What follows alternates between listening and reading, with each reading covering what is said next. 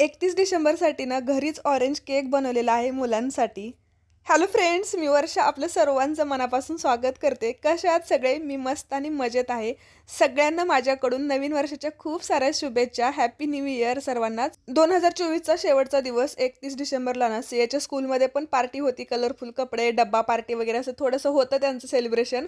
आणि ती दररोज सकाळी ना मला जाताना विचारते की आज खायला काय बनवणार आहे. तिची ती एक सवय आहे आणि तिला आज मी म्हटलं की आज तुझ्यासाठी सरप्राईज आहे. म्हणजे तिने काही पिंकी प्रॉमिस वगैरे आज केलेलं नव्हतं, पण मग मीच म्हटलेलं की 2-3 दिवसापासून माझ्या डोक्यात चाललेलं की ऑरेंज केक बनवायचा आणि त्याच्यासाठी तिला म्हटलं की तू दुपारी घरी ये, मग तुला छान सरप्राईज देते मी.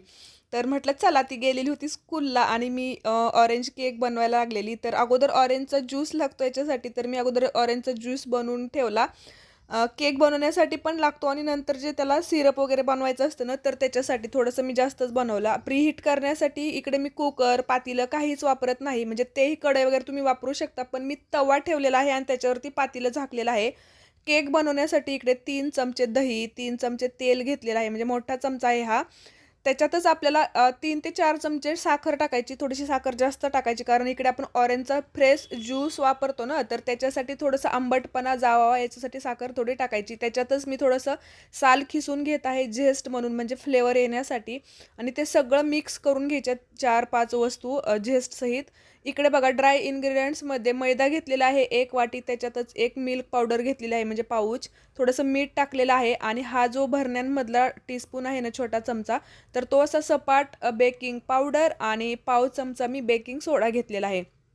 ते सगळं मिक्स केल्यानंतर सगळ्या ज्या ड्राय वस्तू आहेत की नाही, तर ते अगोदर आपण मिक्स केलेलं होतं त्याच्यात ते ॲड करायचं आणि चांगलं फ्लपी करायचं. हे बॅटर बघा असं झालं पाहिजे, एकदम असं फ्लपी.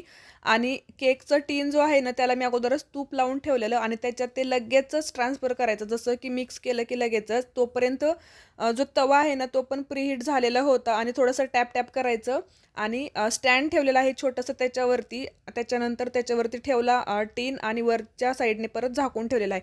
पातेलं एवढं झाकायचं की म्हणजे हवा वगैरे आतमध्ये जायला नको, तव्याच्या बरोबरीने ते पाहिजे, किंवा म्हणजे छान असं टीन झाकला गेला पाहिजे एवढं. त्याच्यानंतर लो हीटच ठेवायचं, लो फ्लेम ठेवायची आणि त्याच्यावरतीच जवळजवळ एक 30 ते 35 मिनिटे जातात. तर चला, केक बनवत होती तोपर्यंत म्हटलं चला थोडासा ऑरेंज ज्यूस पण पिऊयात आणि परत मला सिरप पण करायचं होतं. आणि जे शिल्लक राहिलेला ज्यूस होता त्याच्यातच मी पिठी साखर टाकलेली आहे. थोडीशी जास्त साखर टाकायची, कारण हे सिरप आपल्याला थोडंसं चिकटसर पाहिजे, घट्ट आणि गोड पण पाहिजे, कारण की केक थोडासा आंबट असतो ना ऑरेंज फ्लेवर असल्यामुळे. तर हे थोडंसं बॉईल करून घ्यायचं. जेवढं घट्ट कराल ना, तर तेवढं ते असं चिकट बनत जातं, मधासारखं होत जातं. पण आज मी खूप जास्त नाही का घट्ट नाही केलं, म्हटलं थोडा वेगळा प्रयोग करावा. आणि बघा 30-35 मिनिटानंतर केक एवढा छान बेक झालेला आणि एवढा मस्त वास येतो ना ह्याचा, कारण की याच्यामध्ये आपण फ्रेश सगळ्याच वस्तू वापरलेल्या होत्या ना, त्याच्यामुळे खूप छान. आणि खायला तर टेस्ट असाच तुम्ही खाऊ शकता. मी कधी असा करते, कधी क्रीम वगैरे लावून पण बनवते, तसा पण खूप छान लागतो. पण आता क्रीम पण नव्हती आणि म्हटलं सिंपलच असाच घरी खाण्यासाठी मी केलेला होता जस्ट. तसाही एखाद्या वेळेस करून दाखवेल क्रीमसहित. तर तुम्ही केक बघू शकता, एकदम मस्त परफेक्ट बेक झालेलं होतं आणि आतून पण जाळी बघा तुम्ही एवढी सुंदर झालेली होती की नाही. असाच खायला तो खूप टेस्टी लागतो. पण याच्यावरती की नाही शुगर सिरप टाकण्याऐवजी तुम्ही ते ऑरेंज सिरप जे बनवलेलं आहे की नाही, ते जर टाकलं ना, तर अजून टेस्ट एकदम भारी लागते. तर कट केल्यानंतर मी सियासाठी मग काढून ठेवलेलं आणि नेमकं माझं झालेलं होतं तोपर्यंत ती येतेच 12:30 पावणे 1 पर्यंत घरी येते ती. त्याच्यानंतर बघा मी थोडंसं कट केला. असंही 2 भाग करू शकता तुम्ही, त्याच्यात शुगर सिरप किंवा हेच सिरप ॲड करू शकता. पण मी आता दाखवण्यासाठी असाच कट केलेला होता, तर मी असंच टाकून घेते. नाहीतर मग नाही का तुम्ही त्याच्यात डीप पण करू शकता. खूप टेस्ट भारी येते. आणि तिला थोडंसं डेकोरेशन म्हणून एक थोडीशी स्ट्रॉबेरी ठेवलेली आहे त्याच्यावरती. आणि मस्त झालेला होता. तुम्ही पण नक्की करून बघा. छोट्या मुलांना ना बाहेरची पेस्ट्री आणण्यापेक्षा घरीच बनतो हा, आणि घरच्या साहित्यांमध्ये मैद्याऐवजी तुम्ही गव्हाचं पीठ पण वापरू शकता. आणि सियाला आवडला, तिने खाल्लं. तिला विचारलं कसा झालाय, तिने एवढा मोठा बाईट घेतला, त्यामुळे ती हसत होती. आणि खूप खूप भारी झालेला होता केक. तुम्ही सुद्धा नक्की ट्राय करून बघा.